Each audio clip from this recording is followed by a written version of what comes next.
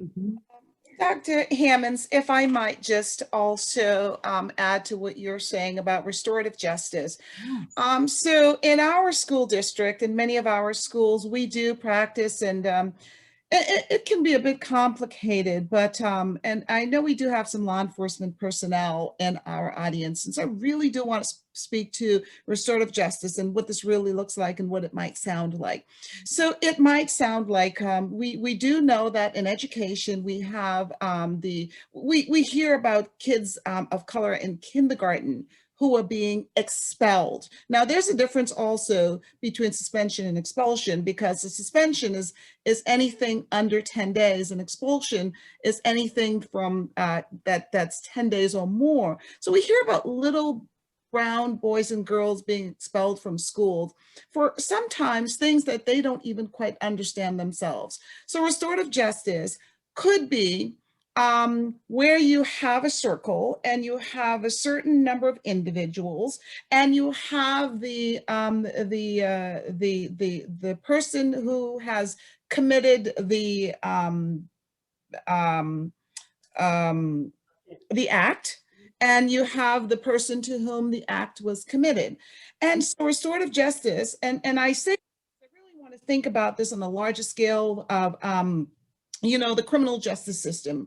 And so really this might look like having a conversation, getting to the bottom of what happened, why did it happen, how can we ensure, what actions can we implement to make sure that this doesn't happen. Really having a conversation the way you might have a conversation with a child about why they may not want to touch something hot. And for a lot of people coming from homes where they've had to deal with trauma, where they've had to deal with generational trauma, where they've had to deal with racial trauma, it's amazing what can result from having a conversation. So not to be too quick to act. I think about that woman who supposedly pulled out she thought it was a taser. I don't know how that could have happened.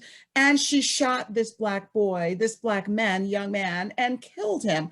Really? So what was it that made her so quickly grab her really gun?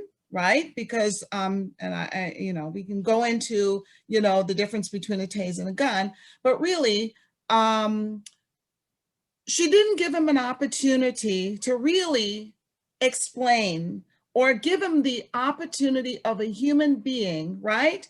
To just say, well, you know what could it be? What is it that's going on in this young man's life that might make him want to challenge authority, for example? So restorative justice means allowing people of color the opportunity to speak, as we do with many white children, as we do with white adults, and moving away from racism toward that racial healing. Giselle, I often think about it.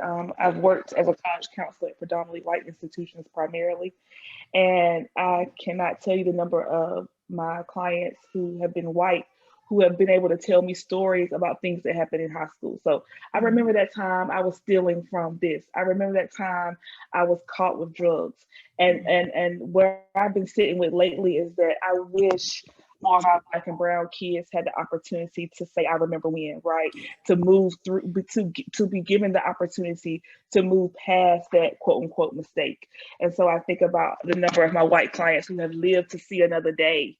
And now they're in college and they're able to get jobs and they're able to move through because that they weren't held to that moment, and that they weren't, I mean, very bluntly killed in that moment, right? And so when you said that, that just really struck me because I've sat with that for the last couple of weeks, probably. And I want to follow up with a very real and practical experience.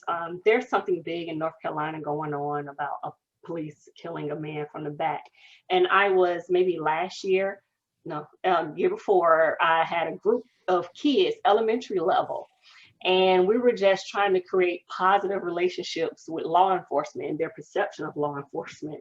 And every single black boy in that group had not had a personal interaction with any law enforcement officer of any kind, but their parents, grandparents, brothers, uncles had different types of interactions and not all positive interactions with law enforcement. So I asked them a question. So what would you do if they showed up?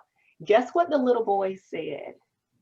Run, run, run. Run was the first response out of all of the little boys in the group. And that hurt me because I'm taken aback right now when I have to say that.